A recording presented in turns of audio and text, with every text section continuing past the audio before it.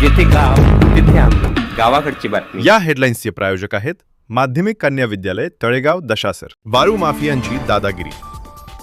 तक्रार केल्याच्या संशयावरून युवकाला मारहाण, जीवे मारण्याची धमकी.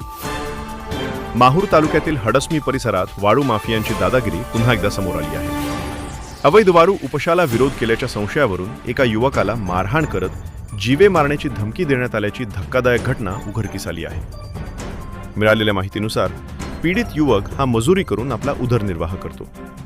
दिनांक 19 एप्रिल 2026 रोजी रात्री सुमारे 1 वाजण्याच्या सुमारास तो गुरुकुल विद्यालयाजवळून घरी परतत असताना आरोपींनी त्याला अडवले. आमच्या गाड्या नदीत सुरू असताना तू नायब तहसीलदाराला का बोलावले असा जाब विचारत आरोपींनी त्याच्याशी शिवीगाळ केली. त्यानंतर धक्काबुक्की करत त्याला मारहाण करण्यात आली आणि जीवे मारू अशी धमकी देण्यात आल्याचे तक्रारीत नमूद आहे.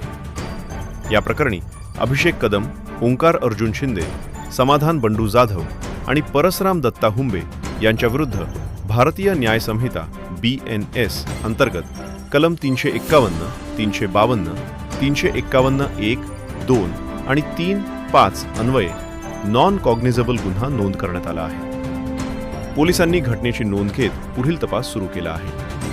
दरम्यान तालुक्यात अवैध वाळू उपशाचा मुद्दा पुन्हा ऐरणीवर आला असून प्रशासनाने याकडे गांभीर्याने लक्ष देत कठोर कारवाई करावी अशी मागणी स्थानिकांकडून जोर धरत आहे. गावाकडची बातमीसाठी माहूरवरून आमचे प्रतिनिधी पंकज जयस्वाल. नंतर भेटूया पुढील बातमीपत्रात. तोपर्यंत नमस्कार.